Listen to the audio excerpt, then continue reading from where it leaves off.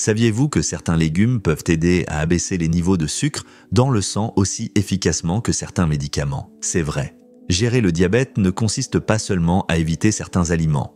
Il s'agit également d'inclure les bons légumes dans votre alimentation pour réguler naturellement les niveaux de sucre dans le sang. Aujourd'hui, nous nous concentrons sur 9 légumes dont la recherche a prouvé qu'ils sont bénéfiques pour le contrôle de la glycémie. Si vous trouvez ces informations utiles, n'oubliez pas d'aimer, de vous abonner et de partager avec toute personne qui pourrait en bénéficier. Il existe de nombreuses options riches en nutriments et faibles en glucides. Le truc est de savoir quels légumes choisir, car tous n'affectent pas la glycémie de la même manière. Certains de ces légumes peuvent être de puissants alliés pour les diabétiques. Commençons et découvrons-les. Restez jusqu'à la fin pour découvrir 6 des pires légumes à éviter en tant que diabétique.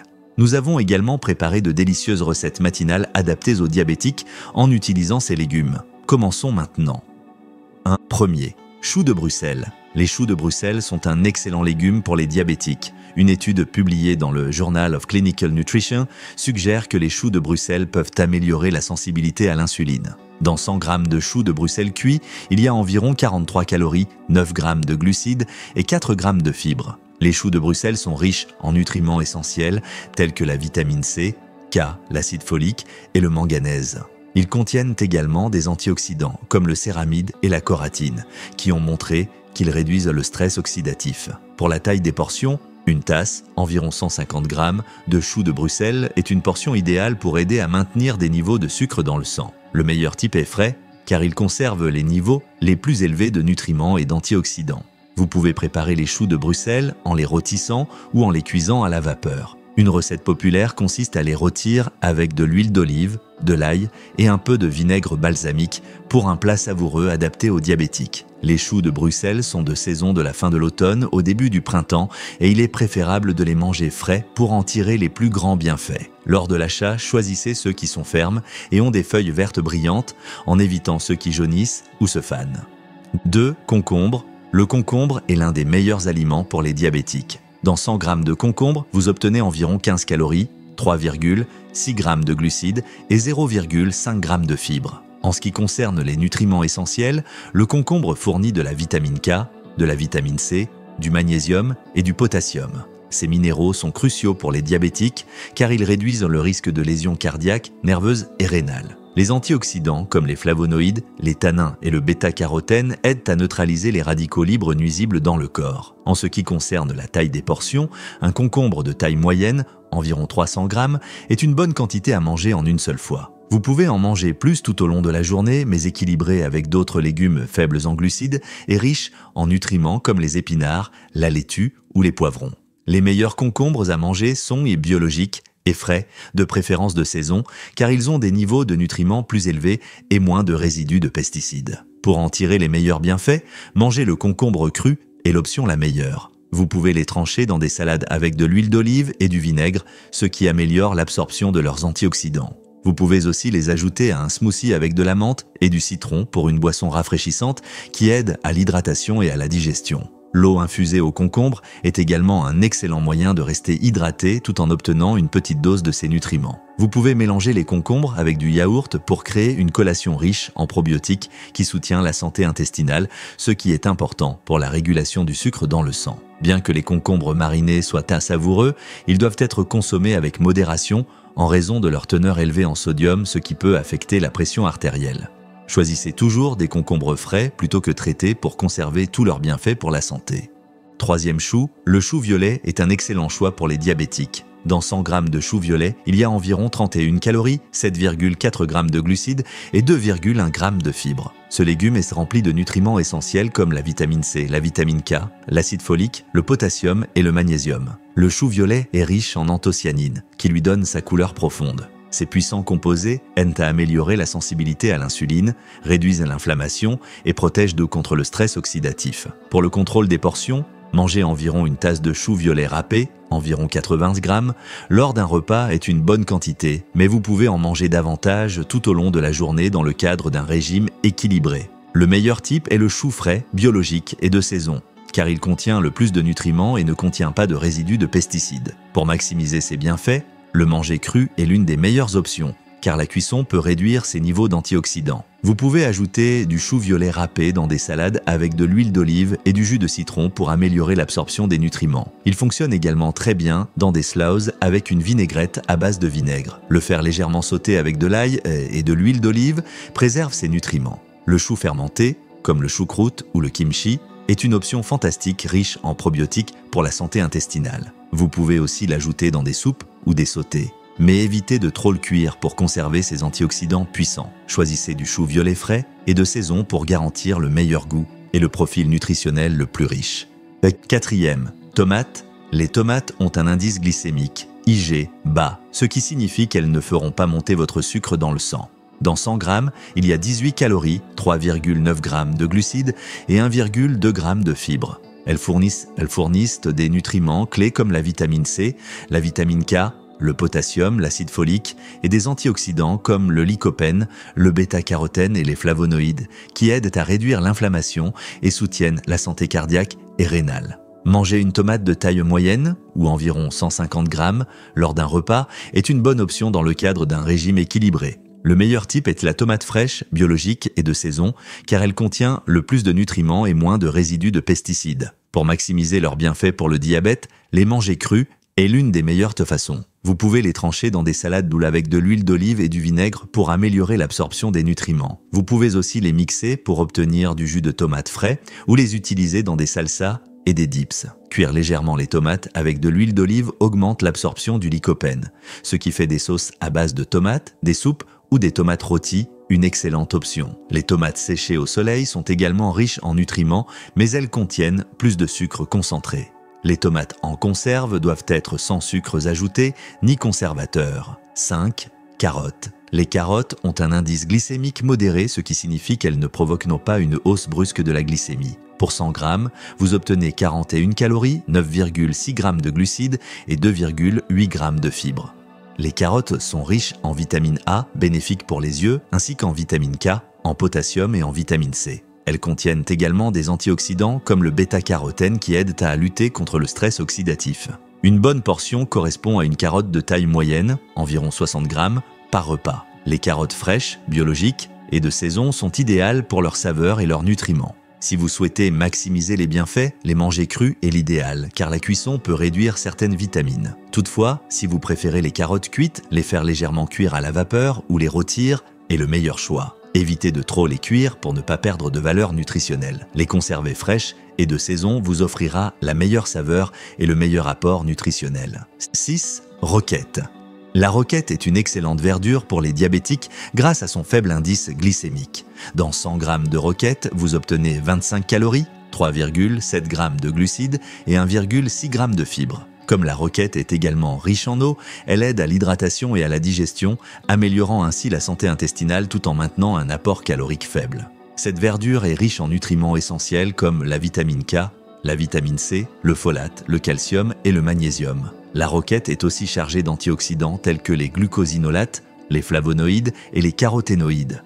Ces antioxydants aident à réduire le risque de complications liées au diabète. Pour contrôler les portions, consommer environ 2 tasses de roquette crue, environ 40 grammes, dans un repas est une bonne quantité, mais vous pouvez en manger davantage au cours de la journée dans le cadre d'un régime équilibré. Le meilleur type est la roquette fraîche, biologique et de saison car elle contient les niveaux les plus élevés de nutriments et présente le moins de risques de contamination par des pesticides. Pour maximiser ses bienfaits pour le diabète, la consommer crue est la meilleure option. Vous pouvez l'ajouter à des salades avec de l'huile d'olive et du vinaigre, ce qui améliore l'absorption de ses antioxydants. Elle se marie bien avec des protéines maigres comme du poulet grillé ou du tofu pour un repas équilibré. La mixer dans un smoothie vert avec du concombre et du citron ajoute une hydratation et des bienfaits détoxifiants. La roquette peut aussi être utilisée comme garniture pour des soupes ou mélangée dans des omelettes pour ajouter une saveur poivrée et améliorer la nutrition. La faire sauter légèrement avec de l'ail et de l'huile d'olive est une autre manière d'en profiter tout en préservant la plupart de ses bienfaits pour la santé. Évitez de trop la cuire,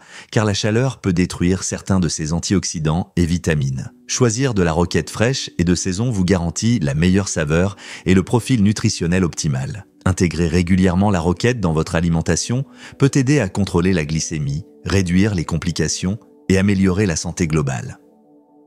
7. Avocat. Les avocats sont un excellent choix pour les diabétiques. Dans 100 g d'avocat, vous obtenez environ 160 calories, 8,5 g de glucides et 6,7 g de fibres. Les graisses saines des avocats, principalement les graisses monoinsaturées, améliorent la sensibilité à l'insuline et aident à réduire l'inflammation. Les avocats sont également riches en nutriments essentiels comme la vitamine K, la vitamine E, la vitamine C, le potassium et le folate. Ils sont riches en antioxydants comme la lutéine et la zéaxanthine, qui sont connus pour soutenir la santé des yeux et réduire le stress oxydatif. Pour contrôler les portions, environ la moitié d'un avocat, ou environ 75 g, est une bonne portion. Le meilleur type d'avocat est frais, biologique et de saison, car il contient le plus de nutriments et est exempt de pesticides. Pour maximiser les bienfaits pour la santé, vous pouvez les manger crus, car la cuisson peut diminuer certains de leurs nutriments. Les avocats peuvent être ajoutés à des salades, écrasés pour des tartinades, mélangés dans des smoothies ou utilisés comme garniture sur du pain complet. Ils sont également excellents dans le guacamole ou les salsas. Ajouter de l'avocat au repas aide à augmenter l'absorption des nutriments, notamment des vitamines liposolubles comme les vitamines A, D, E et K. Les avocats frais et de saison sont idéaux pour la meilleure saveur et valeur nutritionnelle. 8. Épinards. Les épinards sont un excellent choix alimentaire pour les diabétiques. Les épinards sont riches en nutriments essentiels comme la vitamine K, la vitamine A, la vitamine C, le folate, le fer et le magnésium. Ils contiennent également des antioxydants comme la lutéine, la zéaxanthine et les flavonoïdes. Pour la taille des portions, une bonne portion est environ une tasse d'épinards cuits, environ 180 g. Le meilleur type d'épinards est frais, biologique et de saison, car ils conservent la plupart de leurs nutriments et saveurs. Vous pouvez manger les épinards crus dans des salades ou des smoothies ou les cuire légèrement pour préserver leurs nutriments. Les faire sauter avec de l'huile d'olive et de l'ail est une autre excellente façon d'en profiter, car cela aide à augmenter l'absorption des vitamines liposolubles. Vous pouvez également ajouter les épinards dans des soupes, des ragoûts ou des omelettes. Choisissez toujours des épinards frais et de saison pour la meilleure qualité et le meilleur profil nutritionnel. 9. Brocoli. Le brocoli est idéal pour les diabétiques, car il a un impact minimal sur les niveaux de sucre dans le sang. Une étude publiée dans le Diabetes Care Journal a révélé que le brocoli aide à améliorer la sensibilité à l'insuline grâce à sa teneur élevée en sulforaphane. Dans 100 g de brocoli cuit, vous trouverez 34 calories, 7 g de glucides et 3 g de fibres. La teneur élevée en fibres aide à ralentir l'absorption du glucose, réduisant ainsi les pics de glycémie. Le brocoli est riche en nutriments essentiels comme la vitamine C, la vitamine K et la vitamine A, ainsi qu'en folate, potassium et calcium. Les antioxydants du brocoli, en particulier le sulforaphane, peuvent jouer un rôle dans la réduction du stress oxydatif et de l'inflammation, ce qui peut être bénéfique pour les conditions diabétiques. Ces antioxydants soutiennent également la santé du cœur, des nerfs et des reins face aux complications diabétiques. Pour la taille des portions, une tasse, environ 150 g de brocoli, est une portion raisonnable pour gérer les niveaux de sucre dans le sang sans trop de glucides. Le meilleur type de brocoli est frais, car il contient les niveaux les plus élevés de nutriments et d'antioxydants. Vous pouvez le préparer en le cuisant à la vapeur ou en le rôtissant, ce qui permet de conserver la plupart de ses composés bénéfiques. Une recette simple consiste à cuire le brocoli à la vapeur et à le mélanger avec de l'huile d'olive, de l'ail et du jus de citron pour un accompagnement savoureux et faible en glucides. Il est de saison pendant les mois plus frais, de la fin de l'automne au début du printemps, et il est préférable de le manger frais pour maximiser ses bienfaits pour la santé. Achetez toujours du brocoli ferme, avec des fleurons sombres et serrés pour garantir la fraîcheur et la valeur nutritionnelle optimale. Passons maintenant à 6 légumes à éviter. Certains légumes peuvent nuire au niveau de sucre dans le sang, soit en raison de leur teneur élevée en glucides, de leur indice glycémique élevé ou de sucres cachés qui peuvent provoquer des pics de glucose. Les légumes riches en amidon, comme les pommes de terre, sont particulièrement problématiques car ils contiennent des glucides rapidement digestibles qui se transforment rapidement en glucose et provoquent des hausses de la glycémie, même lorsqu'ils sont consommés avec modération. Les pommes de terre, nécessairement qu'elles soient bouillies, écrasées ou frites, peuvent avoir un impact considérable sur le contrôle glycémique, ce qui en fait un mauvais choix pour les diabétiques. Le maïs est un autre légume amidonné qui contient des niveaux élevés de sucre naturel et de glucides, ce qui le rend moins adapté pour les diabétiques. Une seule portion peut entraîner une augmentation notable de la glycémie. Et les produits transformés à base de maïs, comme la farine de maïs ou le sirop de maïs, sont encore pires. Bien que le maïs fournisse des fibres, Sa charge glycémique est suffisamment élevée pour que sa consommation fréquente rende la gestion de la glycémie plus difficile. Les pois, bien qu'ils soient souvent considérés comme sains, contiennent une quantité relativement élevée de glucides et phyto par rapport à d'autres légumes non amidonnés. Les sucres naturels présents dans les pois peuvent provoquer des fluctuations de la glycémie, surtout lorsqu'ils sont consommés en grande quantité.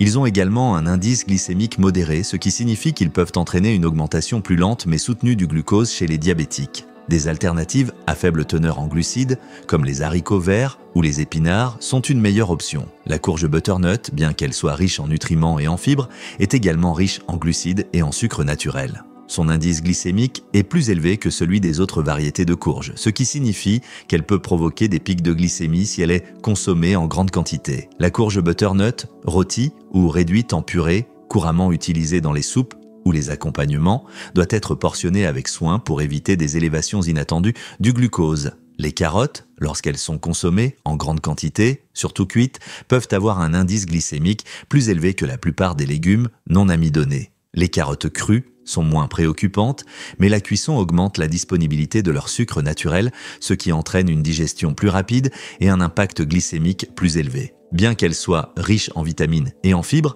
la gestion des portions est essentielle pour maintenir une glycémie stable. Les betteraves contiennent des sucres naturels qui peuvent provoquer des pics de glycémie, surtout lorsqu'elles sont consommées en grande quantité ou sous forme de jus. Bien qu'elles soient riches en antioxydants et en composés bénéfiques comme les nitrates qui soutiennent la santé cardiovasculaire, leur teneur élevée en glucides les rend moins idéales pour les diabétiques qui doivent contrôler les fluctuations de la glycémie. Lorsqu'elles sont incluses dans un repas, elles doivent être associées à des protéines et des fibres pour ralentir l'absorption du sucre. Maintenant, passons à des recettes adaptées aux diabétiques. Une excellente manière de commencer une journée adaptée au diabète est avec des repas riches en protéines, incorporant des légumes riches en nutriments comme le brocoli, les épinards, la roquette et le chou. Une option simple et délicieuse est une omelette au brocoli et aux épinards, préparée avec des œufs ou des blancs d'œufs, du brocoli sauté et des épinards frais. Ajouter du fromage cottage ou de la feta booste l'apport en protéines, tandis que l'assaisonnement avec du curcuma et du poivre noir renforce les bienfaits anti-inflammatoires. Un smoothie riche en protéines peut inclure des épinards frais, de la roquette, du lactityan, du lait d'amande non sucré, du yaourt grec, des graines de chia et une mesure de poudre de protéines à base de plantes ou de lactosérum.